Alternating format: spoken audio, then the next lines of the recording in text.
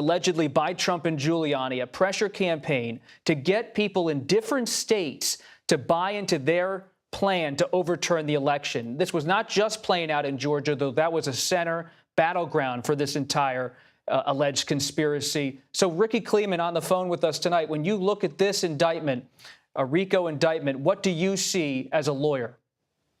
Well, I think one of the things that stands out is that the RICO indictment, which is, as Jeff so eloquently put it, really looking at racketeering influenced and corrupt organizations, what we look at is when it started and when it stopped, and who is a member of this so-called enterprise. It started, according to the indictment, on the 4th day of November 2020. That is the day after the election. So if it starts there, what we're going to learn is that the government says that Rudy Giuliani, as another co-defendant who is involved in this racketeering enterprise, is talking with Donald Trump and getting the both of them to say that they can really protest this election result and overturn the result. The enterprise goes all the way to the 15th day of September in 2022. And what the government has to prove, Bob, is it has to prove out of all of these crimes that are alleged here, all of these counts, that only two, it doesn't have to prove 41 counts. It doesn't have to prove Donald Trump's alleged counts, all of them. It just has to prove two, that two of these acts were part of the racketeering enterprise within a very short period of time, usually 2 years. Here you have a 2-year spread. So it is not a difficult situation for the prosecution to get to beyond a reasonable doubt on two. Maybe on all of them, yes. Maybe on all of the defendants, yes. But when you're looking for two and you've got this many defendants, 18 co-defendants here, the government has broadened its chances of success. Ricky Kleeman, thank you so much. Stay with us. What you're looking at on screen is a copy of the counts that are being laid out, the people who have been indicted tonight in Fulton County, Georgia. You see at the top the former president of the United States, Donald Trump. Below, Rudy Giuliani, the lawyer for Trump in the final days, trying to push people in Georgia, based on our reporting, to buy into Trump's alleged conspiracy to overturn the election. The third name there is very important. You see John Charles Eastman. John Eastman's a conservative lawyer from California who authored a memo that was actually discovered by Bob Woodward and I when we were reporting on January 6th. And this was a 2-page memo that many have called a blueprint for a coup. And like that Chesborough memo I mentioned a few minutes ago, Eastman's memo also articulated a plan for having people organize as alternate electors in states like Georgia so that when the election was, even after it was certified by the Electoral College in December 2020, Eastman and others wanted Congress to throw out the votes and have new electors come in from different states so Trump could stay in power. That was ultimately the plan. Mark Meadows, such an important person in this story. He was involved, based on this indictment, in pressuring people in Georgia again and again, working with Trump, who was on the phone with Brad Raffensperger, the election official in Georgia, to try to get something happening, moving in Georgia. Meadows was part of alleged efforts to push the governor, Brian Kemp, to have a special session in Georgia that would make Trump the victor in Georgia, not Biden. Below Meadows' name, you see Ken Chesborough, who authored the memo on the alternate electors. Then you start to see some different names that don't seem that familiar if you don't follow the legal community, but Jeff Clark and Jenna Ellis, a Trump lawyer, Michael Roman, a Trump campaign lawyer. These were many people, and then some of the other names here are those in Georgia who were involved in trying to help Trump. And near the bottom, you also see Sidney Powell. You've heard her name in many stories at CBS News. She was someone who was pushing Trump to seize voting machines and take control of the voting machines in the country. She was focused intently on Georgia in the final days of the administration. We're also joined by Don Samuels, who is a veteran criminal lawyer. He's with us here on the program. Don, thanks for being with us, if you can hear us. Well, Yeah, I'm sorry, I can hear you fine. Don, what's your assessment of this indictment? This is a massive indictment. This is the type of indictment that we were probably expecting from Jack Smith in the federal case in D.C. As you were just reporting, the number of defendants alleged to be part of this RICO enterprise, which has, a lot of its core right here in Georgia, from Trump right down to, Giuliani and Mark Meadows and Sidney Powell, a lot of local people involved in this. The allegations is that this enterprise, this organization engaged in a pattern of illegal activity, including not just the activity in Georgia with trying to convince Raffensperger to change the vote, but also threatening the Fulton County election workers. We've heard about that. The allegations in this indictment also include trying to solicit the vice president of the United States to change the vote, to change the certification, trying to solicit members of the Attorney General's office to engage in criminal acts. It's everything that we learned or watched about during the January 6th congressional hearings, finds its way into this indictment. It's a massive indictment with many, many defendants involved in many different, alleged to be involved in many different crimes over the course of, the several months between the election and the eventual certification. Don, stick with us. We appreciate your analysis. We are waiting for the district attorney in Fulton County, District Attorney Willis, to make remarks about this indictment in the coming minutes. But before she begins her news conference, let's go to our trenchant correspondent in Atlanta, CBS News correspondent Nicole Killian, who is outside the courthouse in Atlanta. Nicole, you've been reading over this indictment. You've been talking to sources all day and really all year about this investigation. What's top of mind for you in your reporting and in your reading? Well, in terms of these racketeering charges, these are charges that we potentially expected for a number of reasons. One, because the district attorney has used them before in major sprawling cases, and this, of course, is notably one. But also because of the gravity of this case and the number of individuals who have been involved. I mean, we have some 18 individuals charged in addition to the former president. Using these types of racketeering charges really allows the district attorney the opportunity to almost use it as an umbrella charge to link these various individuals together, which is why there is the terminology that is used in this indictment and enterprise, because that could be individuals who do associate with each other. It doesn't necessarily have to be something that's drug related. In this case, it is more politically related. And so in laying out some of the manners and methods of this enterprise, what this indictment details is the various steps that the former president and some of his top allies took to try to allegedly overturn the 2020 election, beginning with, for instance, false statements to and solicitation of state legislatures. We know that there were several hearings that were held at the state capitol back in December of 2020, where you had Trump attorney Rudy Giuliani, who is named in this indictment, who tried to convince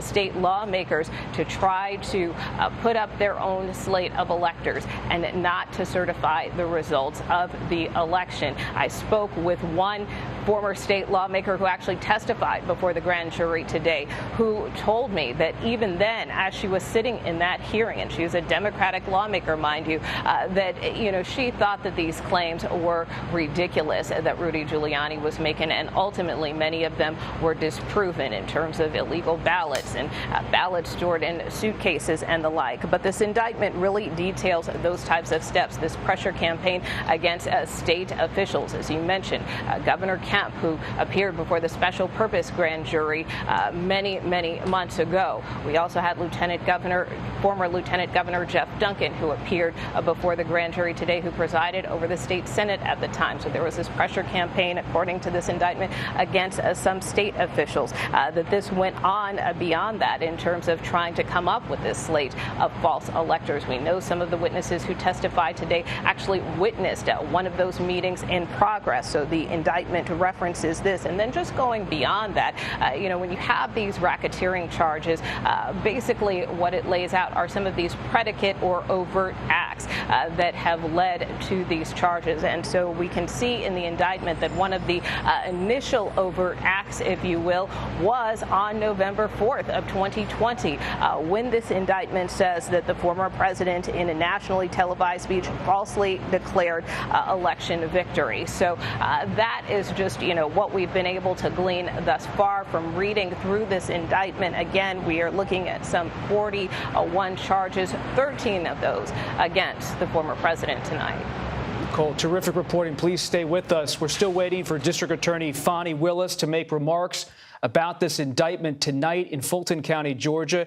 And tonight, the Trump campaign lashed out at the Fulton County District Attorney in a statement saying, quote, Democrat District Attorney Fani Willis is a rabid partisan who is campaigning and fundraising on a platform of prosecuting President Trump through these bogus indictments, end quote. David Becker is with us. He is CBS News' election expert. He also co-wrote The Big Truth, Upholding Democracy in the Age of the Big Lie. David, thanks for being with us here tonight. How would you break down this indictment? Thanks, Robert. I think there are three kind of buckets of charges that are being alleged here. One is the fake electors scheme, the effort to create these false slates of electors that were delivered to the National Archives, recruiting those members to sign those documents. Second is the attempt to seize and potentially breach voting machines. This is an effort, particularly in Coffee County, Georgia. There's an individual in the indictment, Kathleen Latham, who's mentioned there, who was involved with that. And then lastly, kind of broadly, the attempt to pressure and threaten elected officials, the legislators, the governor, and then most notably Secretary of State Raffensperger.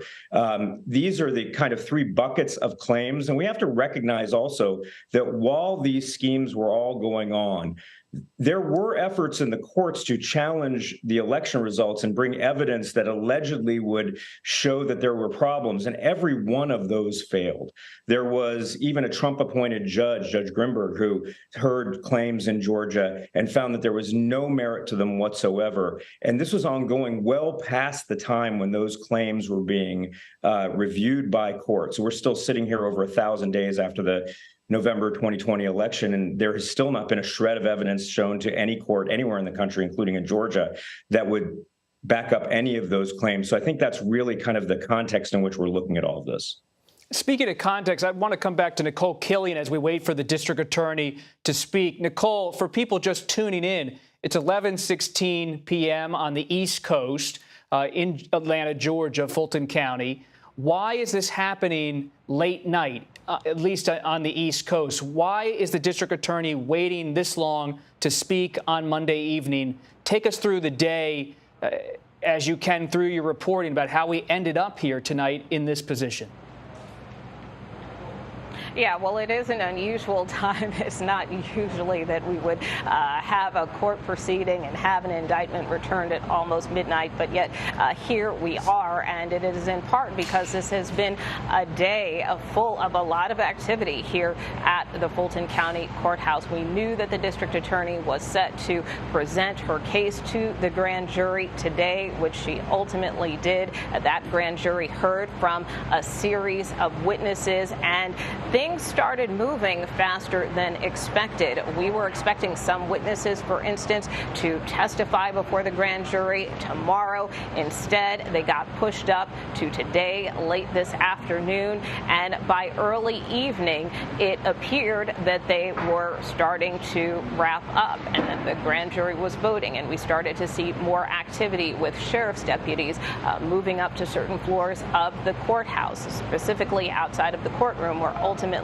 this indictment was unsealed. And in terms of why we are here at this hour, I think in part the district attorney has been clear that she sees it as her duty to follow the law. If somebody broke the law here in Fulton County, it's her duty to prosecute. But keep in mind, there have been a lot of concerns here with respect to her own safety and security. She has received a number of threats and has only talked publicly about about a sliver of some of the threats that she has received. So some of this could potentially be around the issue of security. Of course, you have less foot traffic here around the courthouse at 11 o'clock at night Eastern time, but also because this indictment has since been returned, it only makes sense that she would address it and talk about it in more detail, and her team making the decision that she will do this tonight. Jeff Pegues, when you look at this indictment, you've been reading over it the last few minutes. As someone who covers the Justice Department, which is also investigating January 6th with its own special counsel investigation, how does this fit in the bigger picture? Help us understand. It really is interesting to see the contrast between the federal cases and now this local case in Fulton County, Georgia. For example, if you look at the Fulton County, Georgia case, you have some of these, many, frankly, of these alleged crimes caught on camera or audio tape with that phone call. Can you find 11,780 votes? You know, this is the kind of evidence that prosecutors drool over because these were public statements. Rudy Giuliani made a lot of false claims publicly in press conferences. So really all you have to do is show that video to potential jurors and see how they receive it. But I'm sure the prosecutor has a pretty confident view of the case that they have. It's taken 2.5 years. We thought that this is a case that may have gone first in terms of a potential indictment earlier this year, but it's dragged out this long. They've interviewed a lot of potential witnesses, a lot of people who received target letters, and that's what you're seeing in this pretty massive case. Jeff, could this Georgia case complicate the special counsel investigation on January 6th in terms of timing and legal deadlines? It could. It could. You have 4 indictments of this former president now, and so at some point, this will all come to a head in terms of the courtroom. They're going to have to take these cases to court. Every single one of these prosecutors will have to set court dates. And then you have the political calendar at play as well. So we are still waiting for the district attorney in Fulton County, Fani Willis, to address the 41-count indictment, 13 against former President Donald Trump. She is going to make remarks late tonight in just a few minutes. We're waiting to see what she has to say about the details of this indictment. But Don Samuel, as a veteran lawyer who's been around prosecutors for years, understands the kind of pressure she might be under. What are you waiting to hear from the district attorney after reading and reviewing this indictment? What does she need to say, or what do you expect her to say at this moment, a crucial moment? I think she is. She's going to be very measured in her comments. I would assume she is a incredibly intelligent ADA district attorney. She was the ADA for many, many years, and now is the district attorney, of course. The breadth of this indictment, just reading through it, a lot of it involves acts in Michigan, Pennsylvania, in Washington, D.C., in Wisconsin. I mean, the amount of work that went into just, drafting this indictment is really breathtaking. And the scope of what now is confronting her that she needs to present at some point at trial is really remarkable. It's most unusual for a state prosecutor to say, I'm going to prosecute all these events that occurred all over the country, over the course of an extended period of time with, more than a dozen and a half people. As I said, in Pennsylvania, Wisconsin, Arizona, Michigan, all involved in this concerted activity, allegedly, to change the vote, to alter the vote, to convince people to commit crimes, to engage in soliciting people and conspiring with people, to create false documents, to make false representations to the state Senate in Georgia, to threaten some of the election workers here in Fulton County. I mean, this is a case that if everybody were to go to trial and the cases, weren't severed, this is a case that would last a year, just to try the case. And it's really a remarkable undertaking. Thank you, Don. Stick with us. CBS News legal analyst Ricky Kleeman joins us again on the phone. Ricky, so often in the past as a reporter, when I hear RICO, it's usually in the context of an investigation of the mafia, a sprawling criminal enterprise being pursued in a collective way. What are the challenges for the district attorney in Fulton County to have all of these people named as part of a RICO indictment? Well, challenges indeed. If you thought it took a long time to get to this point, just wait till you see how long it takes to get this case to trial and to try it. Well, you have to arraign each of these defendants. We're going to start with that. They're not going to all come in on the same day and be arraigned along with Donald Trump. There's going to be a series of rolling arraignments. Then every defendant gets to file motions and argue motions. Every defendant gets to have his or her lawyer go forward to question prospective jurors. And when Don Samuel is one of the great lawyers in America, Don Samuel and I have tried these kinds of cases. You try having a case with 19 defendants and a witness gets up on the stand and has to be cross-examined. When Don says this trial could take a year, he is absolutely correct. And heaven knows how long it will take before that year to get the case to trial. If there's any case that's going to wind up going last, it's going to be this one. Thank you, Ricky Kleeman, as ever, so on the mark. When you think about Georgia, as someone who's covered this story of election 2020 for a long time, it's important to step back and think about why Georgia matters. Georgia matters in the broader story of January 6 and former President Donald Trump because it became a target for Trump and his allies post-election 2020. They were looking for some way to stay in power, and they saw many states out there where the margins, in their view, were relatively slim and could potentially be overturned if Trump could get enough people to help him out. But Georgia, because it's a ruby red state, became a focus for Trump and Giuliani as they thought about how could they make this happen? How could they put into motion something that would keep Trump in power? And they thought about getting buy-in. They needed buy-in from the legislature. So they went to lawmakers in Georgia and they said, we need your help. They went to election officials, sometimes on the phone, like Brad Raffensperger, and said, help us, give us the cover of your word to say that this election was not legitimate in Georgia. They pressured the governor. And this was about Trump trying to get Congress ultimately to have a contingent election based on all of this activity in the states. So Georgia's important because it's a microcosm for what has happened in American democracy over the last few years. Georgia was a cauldron of this activity at the official level, the legislative level, the executive level, ultimately back in Washington with Georgia lawmakers being told to try to buy into Trump's plan. And David Becker has done a lot of work on this as well and has been really looking at Georgia. And I think, David, you can help us understand that while Trump and others were pressuring Georgia officials to do something, anything, to help him out, the alleged fraud never came to the fore because it didn't exist in the view of those who were assessing the elections in Georgia.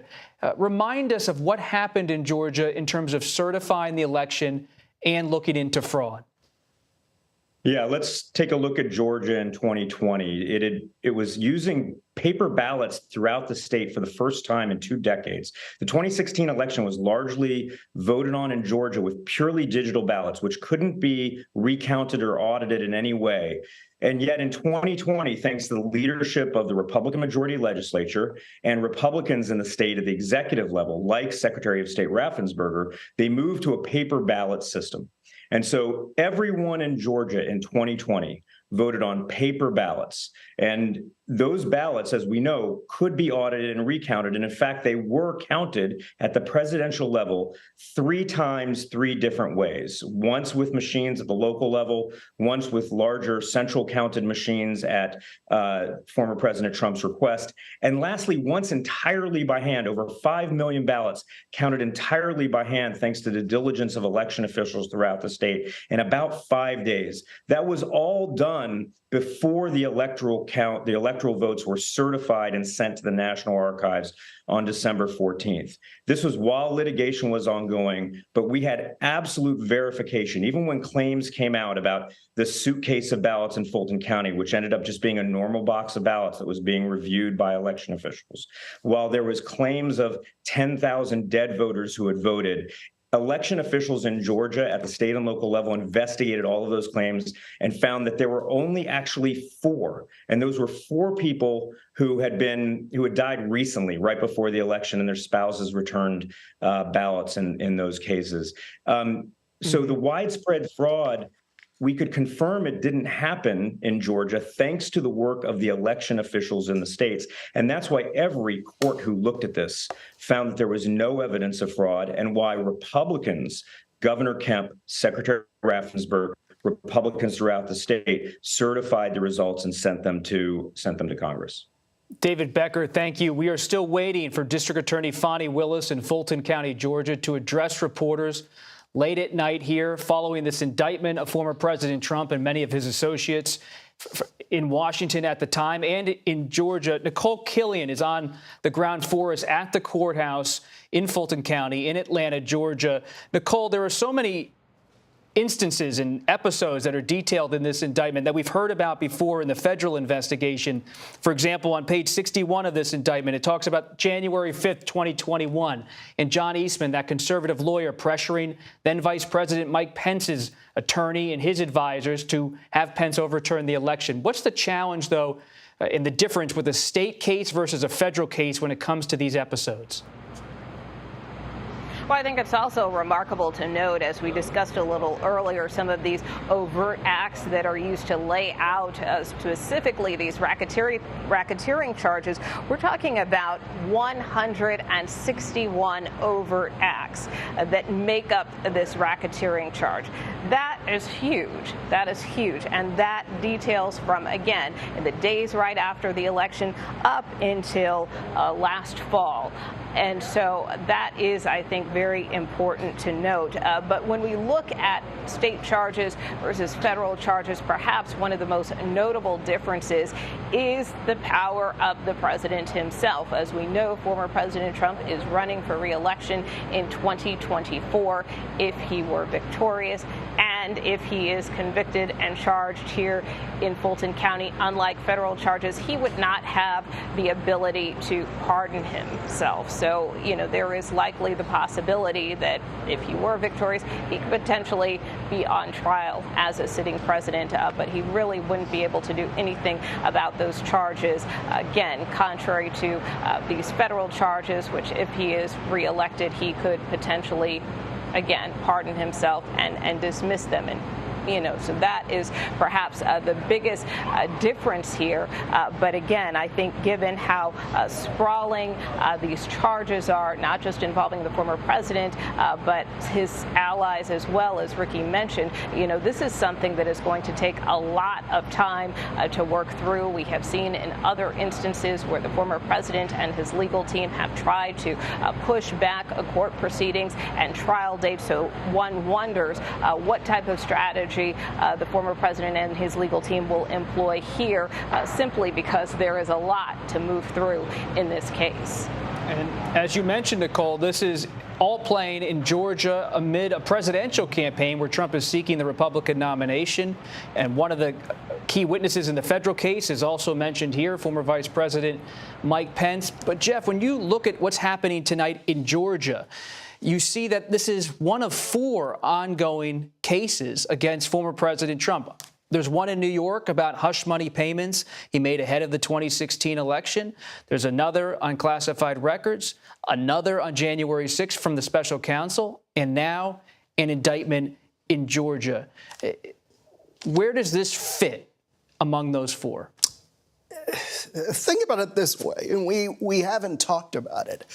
But the penalties in a case like this, if you're convicted, could go up to 20 years behind bars. These are serious cases. And then you add the other cases and the legal jeopardy that the former president faces there.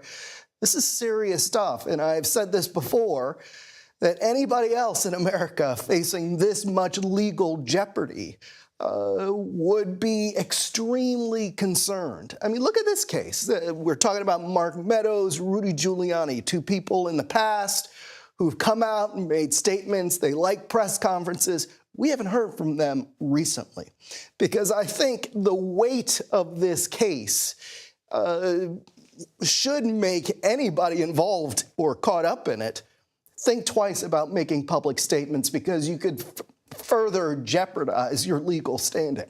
Jeff, when Trump allies talk about what's going on in Georgia, they talk about the January 6th case, they repeatedly say that Trump and his allies were having free speech, that they're able to criticize the election, that they're able to make these claims of fraud, even if it's not based on any fact.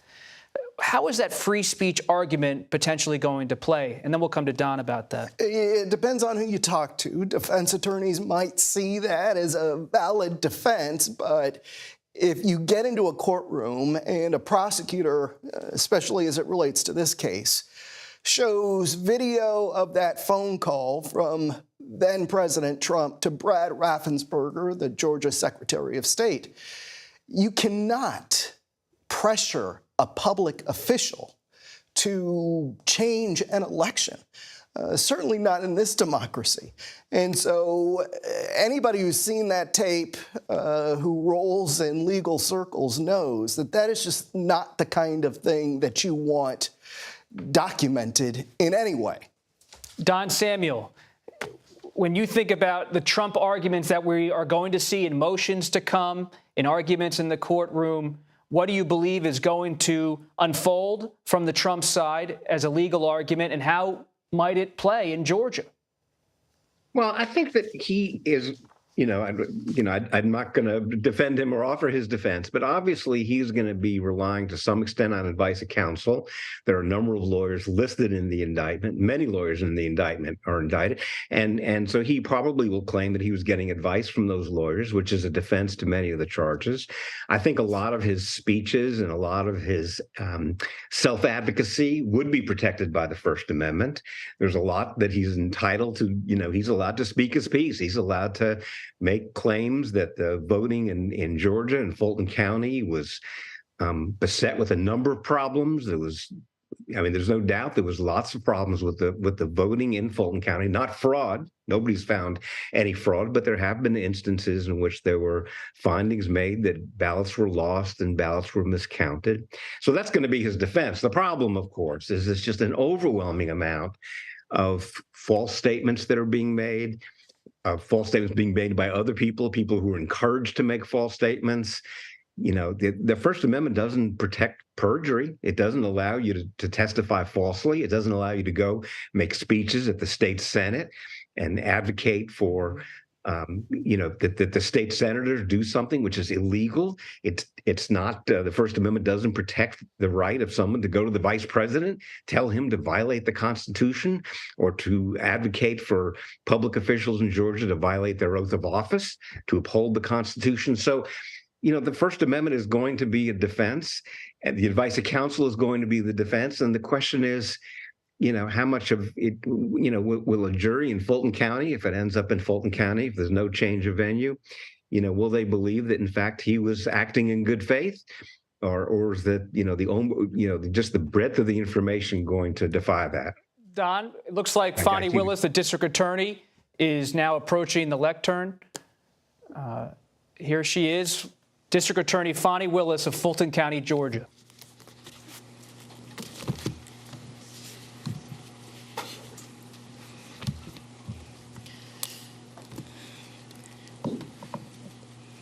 Thank you for joining us.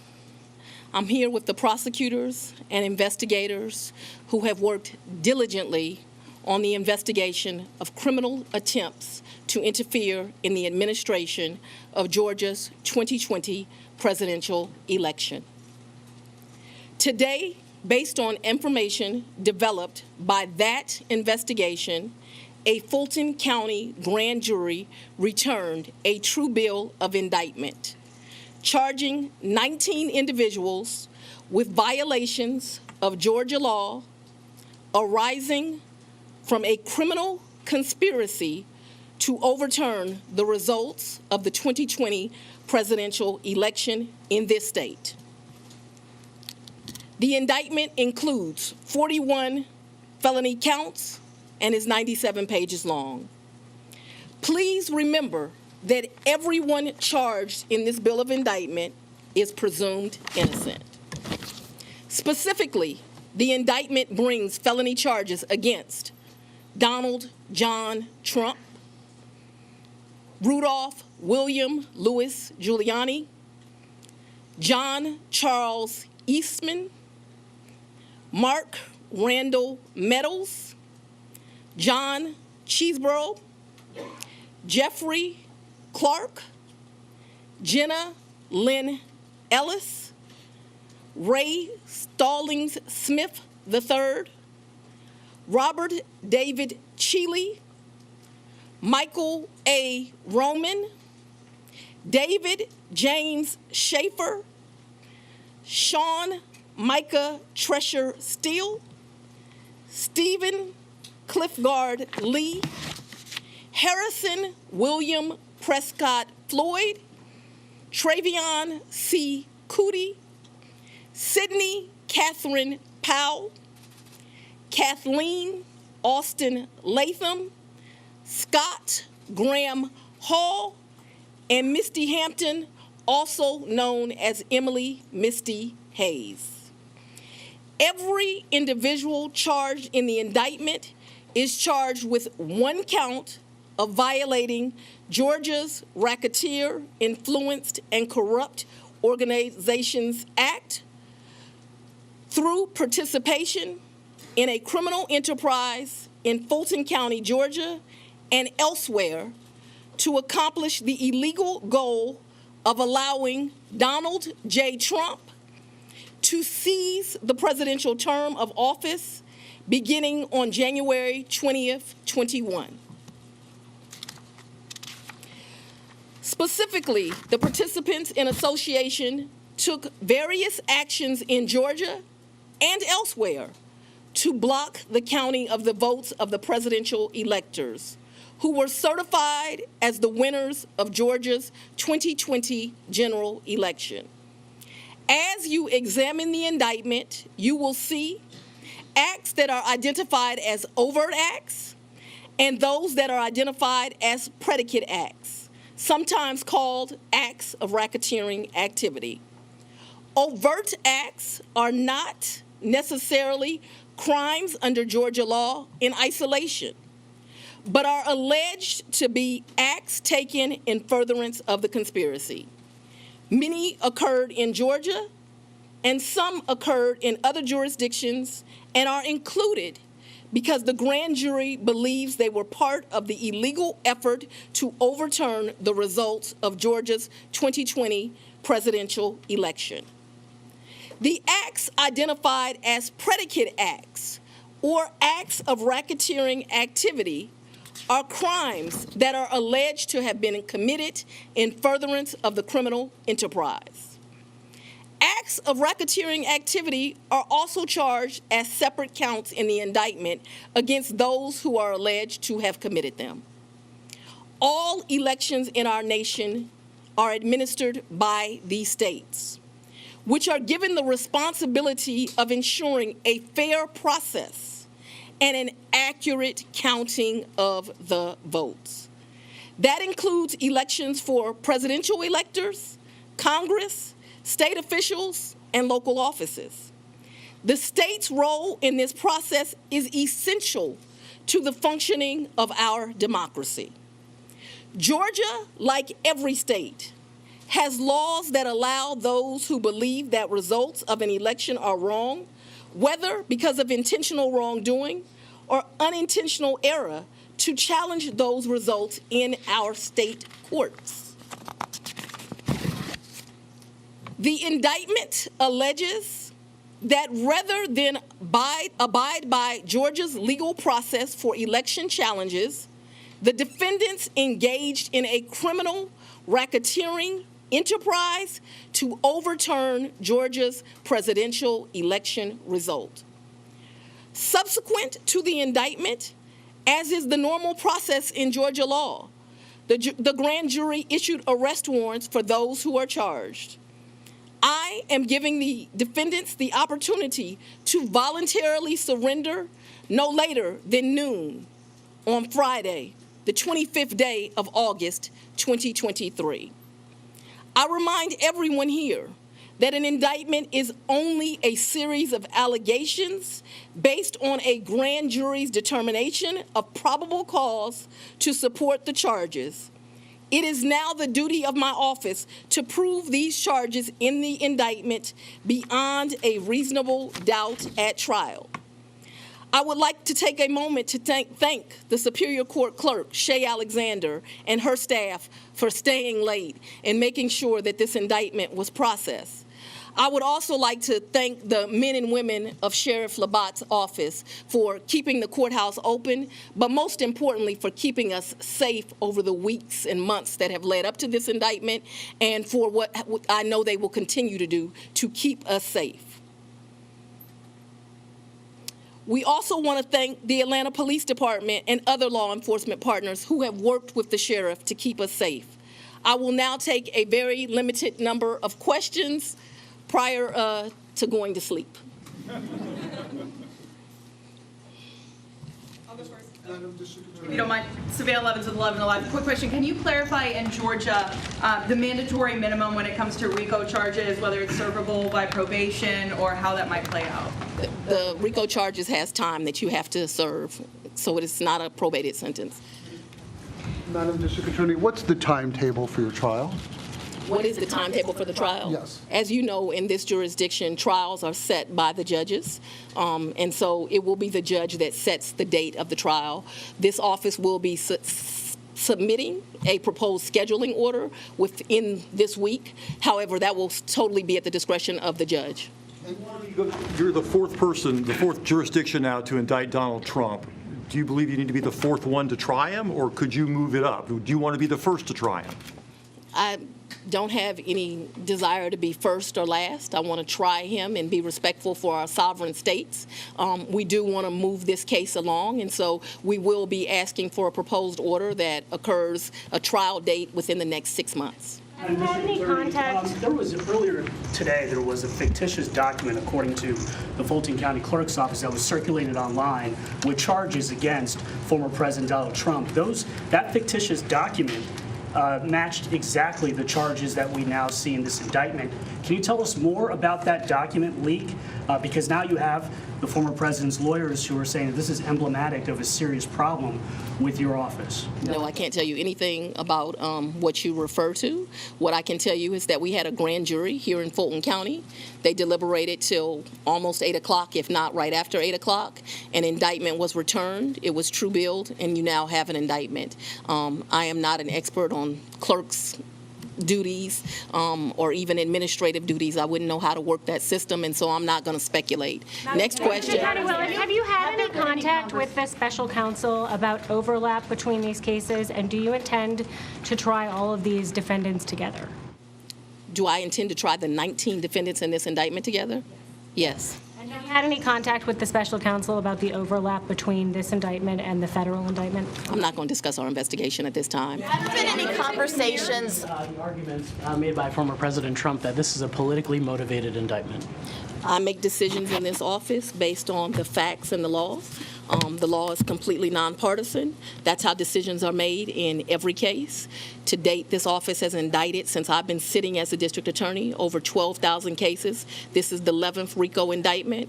We followed the same process. We look at the facts, we look at the law, and we bring charges. Have there been conversations about the terms of surrender? Will you try this case yourself, Ms. Willis? Has the jury been cleared? Sit down. Willis of Fulton County, Georgia, speaking to reporters just days after former President Donald Trump was indicted by the special counsel in Washington on the federal level for an alleged conspiracy to defraud the United States. The former president, also the Republican frontrunner in the 2024 primary race, now faces charges in Georgia, in Fulton County, for alleged racketeering. Alongside the federal case, it's very similar in scope, about an alleged conspiracy to overturn the 2020 election. So now in the United States, two cases playing out simultaneously, one on the state level in Georgia, one on the federal level. Nicole Killian is outside the courthouse in Fulton County. Nicole, your report on what the district attorney had to say. Well, notable again that she outlined 41 felony charges against the former president and 18 other defendants, many of whom are the former president's top allies and aides. And she said that every individual is charged with one count of RICO, or these racketeering charges we've been discussed, through their participation in criminal enterprise to allow the former president to seize the term of office back in 2020. Now, in that Q&A, she did talk about wanting to move this trial along. She said she didn't necessarily want to be first or last, but when appropriate. And furthermore, what was most significant is that she said that all of these defendants have until Friday, August 25th at noon to voluntarily surrender. Otherwise, a warrant could be issued for their arrest. So that is kind of the next process, the step forward. She said that they would put a scheduling order forth to the judge. Obviously, it's up to a judge, as she mentioned, to determine when a potential trial could be scheduled. But it was also notable that she said that she does intend to try all of these individuals together. Nicole, thank you very much for your excellent reporting. Jeff Pegues covers the Justice Department here with me at the table. Looking over this indictment on page 57, for example, it talks about an episode in the Oval Office on January 4th, 2021, where John Eastman told Pence in front of Trump to try to overturn the election, to buy into Eastman's plan. This has been a crucial part of the January 6th investigation on Capitol Hill, now with the special counsel, and now you see it in this indictment in Georgia. What does that mean to have something that happened in Washington in the Oval Office part of a state indictment? And is that part of how you see the racketeering charge here? Yeah, it's part of what prosecutors believe in this case is this vast criminal enterprise. We talked earlier about how RICO charges are used in mob and gangland cases. Typically, in some of those cases, you'll use wiretaps. Investigators will use wiretaps to gather information. But in this case, they have some audio recordings, as I said before, but also they have some of these conversations captured in witness statements, perhaps, to the grand jury. So they have information that we have not heard thus far from some of these charges that the special counsel has brought. And so I find that fascinating about this case. She talks about it being more than just about what happened in Georgia, but also in other states across the country and in Washington, D.C. Don Samuel, a veteran criminal lawyer, with us. Don, you listened closely to what District Attorney Willis had to say. As a lawyer, as someone who knows the courtroom, knows this world, what was your interpretation in view of what she had to say tonight? Well, I think it was a little unrealistic to think that a case like this could go to trial in 6 months. That's just it's really a virtual impossibility to have 19 defendants prepared to go to trial in 6 months in a case of this size, unless there's going to be, a tsunami of guilty pleas from a number of the defendants. That's just not practical. The difficulty of finding a jury in a case like this. There's another large RICO case going on in Fulton County right now that is expected to last 18 months. 18 months. How do you find jurors who can set aside their business, their lives, to some extent be separated from family for 18 months to try this case? It's taken 9 months in that case just to find a jury. And the same thing is going to be true in this case, not only because of the length of the trial, but because of the amount of the pretrial publicity to find enough jurors who would be qualified to serve. So this case is not going to trial in 6 months. There's not a judge in Georgia who would set that kind of timetable, which is just impossible to meet. The breadth of the indictment, just some of the people are charged with conduct that occurred, as I said earlier, in Wisconsin and Pennsylvania and Michigan, Arizona, in Washington, D.C., to say nothing of Georgia. The amount of investigation needed just by the defense for each of these defendants.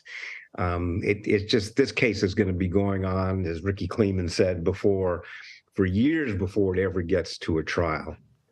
Unless a judge severs it and just says, we're going to do groups of 3 or 4 people at a time, in which case it could be somewhat faster. Appreciate that, Don Samuel. Nicole Killian, we'll go back to you. Outside the courthouse, What's the scene like there? There was much talk about security concerns for months about this indictment in Georgia. Many Trump supporters in the state and others. What is it like there tonight? Quiet or something else?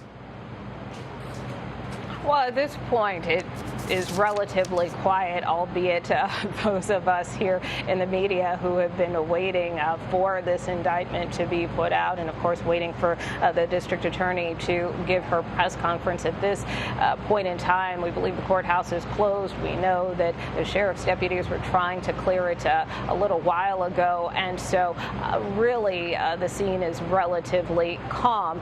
That being said, I would note that some of the former president's allies, most notably some who were associated with the rally that the former president had on January 6th at the Ellipse before the attack on the Capitol, have called for people to demonstrate and to show up here at the courthouse when and if the former president is arraigned. So that is something to watch, because there has been concern again about security, about threats. It is why this courthouse has been barricaded for the past 3 weeks, more or less, and why security has been very tight here, not just today, but again, over an extended period of time. So we will have to see if that gets extended beyond this week.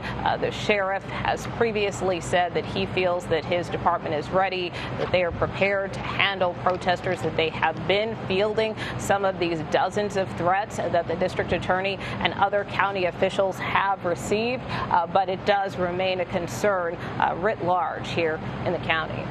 Nicole, when former President Trump arrives in Fulton County, what's it going to be like for him inside that courthouse? Will he receive a mugshot? Will he be processed, fingerprinted, put in handcuffs? What do you expect to actually happen?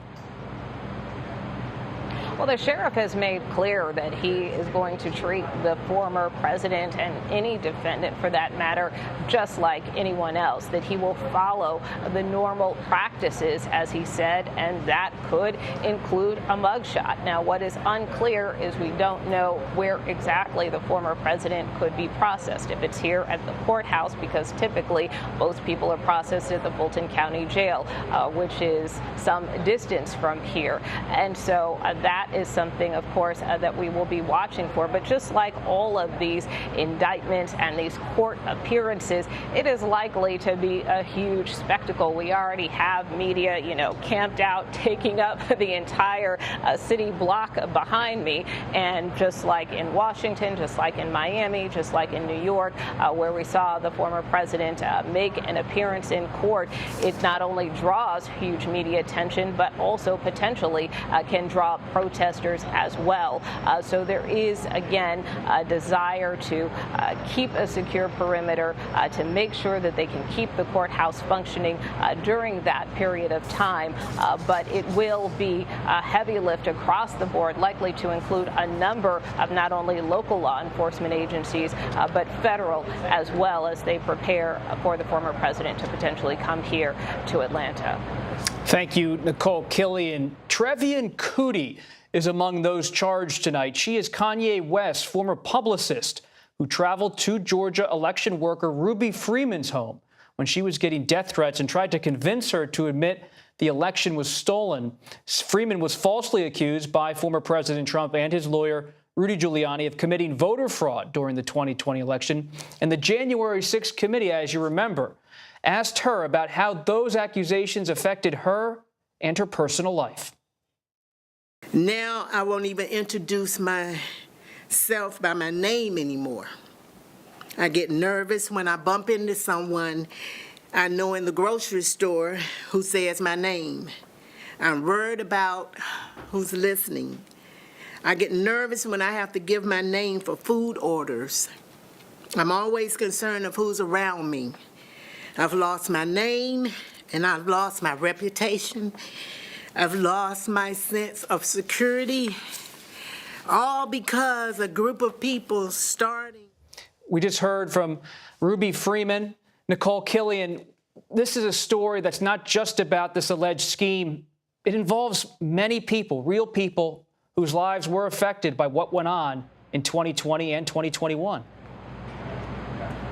Yeah, that's right. And this indictment references some of the harassment that was faced by Fulton County election workers like Ruby Freeman, who you just heard from and who we also heard from during those January 6th Select Committee hearings with a very impassioned and emotional testimony in terms of the personal impact, the death threats that they received as a result of the former president and individuals like Rudy Giuliani uttering their name and accusing them of election fraud, which ultimately proved to be untrue. In fact, there is also litigation still pending involving Rudy Giuliani and these two Fulton County election workers, Ruby Freeman and Shay Moss. So to your point, this is a very not only sprawling case that we are dealing with right now, but part of ongoing litigation that spreads much wider and beyond.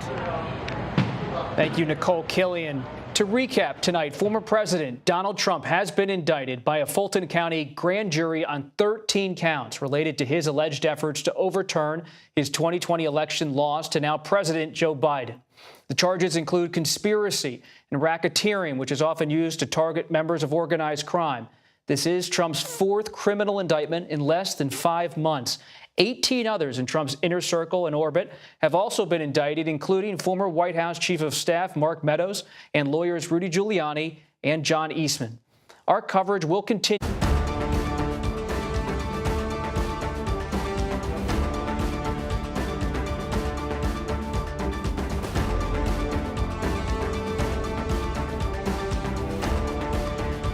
This is a CBS News special report. I'm Robert Costa in Washington. We're coming on the air tonight with breaking news in Georgia's investigation into alleged to be involved in many, many different crimes over the course of, the several months between the election and the eventual certification. Don, stick with us. We appreciate your analysis. We are waiting for the district attorney in Fulton County, District Attorney Willis, to make remarks about this indictment in the coming minutes. But before she begins her news conference, let's go to our Trenton correspondent in Atlanta, CBS News correspondent Nicole Killian, who is outside the courthouse in Atlanta. Nicole, you've been reading over this indictment. You've been talking to sources all day and really all year about this investigation. What's top of mind for you in your reporting and in your reading? Well, in terms of these racketeering charges, these are charges that we potentially expected for a number of reasons. One, because the district attorney has used them before in major sprawling cases, and this, of course, is notably one, but also because of the gravity of this case and the number of individuals who have been involved. I mean, we have some 18 individuals charged in addition to the former president.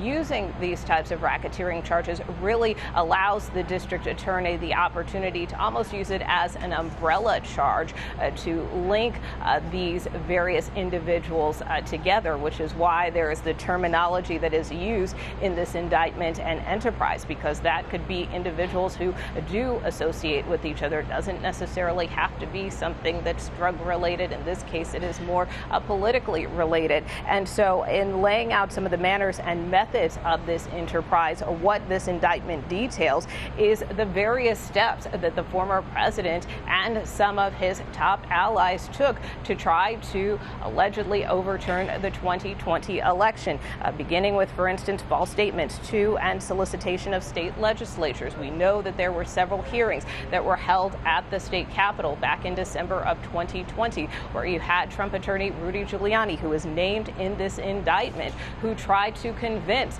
state lawmakers to try to put up their own slate of electors and not to certify the results of the election. I spoke with one former state lawmaker who actually testified before the grand jury today, who told me that even then, as she was sitting in that hearing, and she was a Democratic lawmaker, mind you, that, she thought that these claims were ridiculous that Rudy Giuliani was making, and ultimately many of them were disproven in terms of illegal ballots and ballots stored in suitcases and the like. But this indictment really details those types of steps, this pressure campaign against state officials. As you mentioned, Governor Kemp, who appeared before the special purpose grand jury many months ago. We also had Lieutenant Governor former Lieutenant Governor Jeff Duncan, who appeared before the grand jury today, who presided over the state Senate at the time. So there was this pressure campaign, according to this indictment, against some state officials, that this went on beyond that in terms of trying to come up with this slate